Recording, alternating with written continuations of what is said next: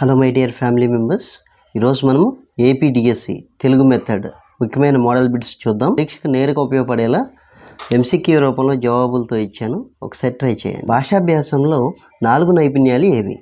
వినడం, మాట్లాడడం, చదవడం, రాయడం. LSRW. ప్రత్యక్ష పద్ధతి డైరెక్ట్ మెథడ్ ముఖ్య లక్షణం మాతృభాష వాడకం తగ్గించడం. వ్యాకరణ అనువాద పద్ధతి లోపం మాట్లాడే నైపుణ్యానికి తక్కువ ప్రాధాన్యం. ఆడియో లింగ్వల్ పద్ధతికి ఆధారం అనుకరణ, పునరావృతం. TLM అంటే ఏమిటి? Teaching, learning, material. పాఠ్య ప్రణాళికలో మొదటి దశ లక్ష్య నిర్ధారణ. విద్యార్థి కేంద్రీకృత బోధన అంటే ఏమిటి? విద్యార్థి చురుకైన పాత్ర పోషించటం. నాటిక రోల్ ప్లే అభివృద్ధి చేసే నైపుణ్యం మాట్లాడడం. మౌన పఠనం ప్రయోజనం అవగాహన పెంపు. శబ్ద సంపద బోధనకు సరైన పద్ధతి సందర్భాత్మక పద్ధతి. వ్యాసరచన బోధనలో అవసరం ఆలోచనల క్రమబద్ధీకరణ. సృజనాత్మకత రచన లక్ష్యం సృజనాత్మకత అభివృద్ధి చెందడం. బ్లాక్ బోర్డ్ ఉపయోగం దృశ్య సహాయం, మనం చూస్తాం కాబట్టి బ్లాక్ బోర్డ్ దృశ్య సహాయం. CCE నిరంతర మూల్యాంకనం లక్ష్యం సమగ్ర అభివృద్ధి. ప్రశ్నోత్తర పద్ధతి ప్రయోజనం చురుకైన పాత్రగా పాల్గొనడం. కథనం పద్ధతి ఉపయోగం ఆసక్తి పెంపు.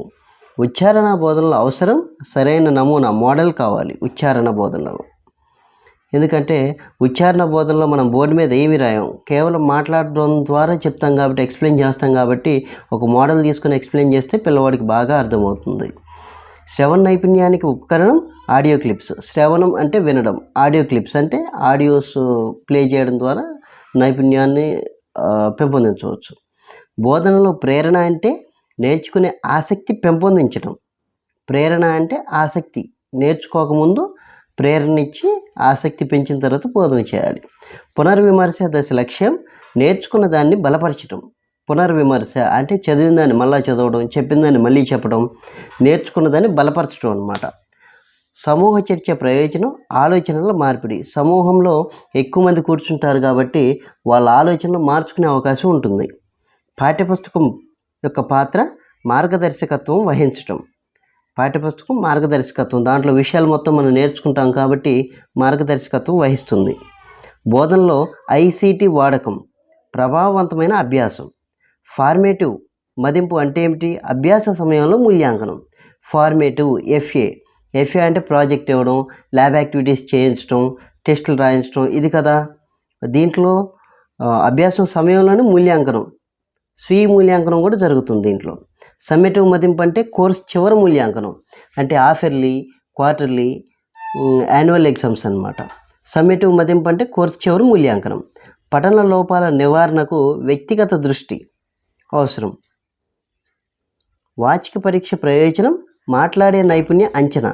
బోధనలో సమయ నిర్వహణ అవసరం దేనికి? లక్ష్య సాధన కోసం. సమయ నిర్వహణ లక్ష్య సాధన కోసం. అభ్యాస లక్ష్యాలు ఎలా ఉండాలి? స్పష్టంగా ఉండాలి, కొలిచేలా ఉండాలి. ఫీడ్బ్యాక్ ప్రాముఖ్యత విద్యార్థి పెరుగుదల. ఫీడ్బ్యాక్ ప్రాముఖ్యత విద్యార్థి పెరుగుదల.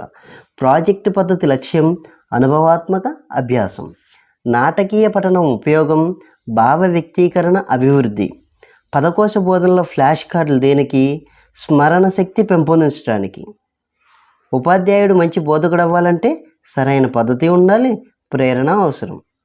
తెలుగు బోధనలో స్థానిక ఉదాహరణలు ఎందుకు? స్థానిక ఉదాహరణలు అవగాహన సులభం కావడానికి స్థానిక ఉదాహరణలు తీసుకుంటారు.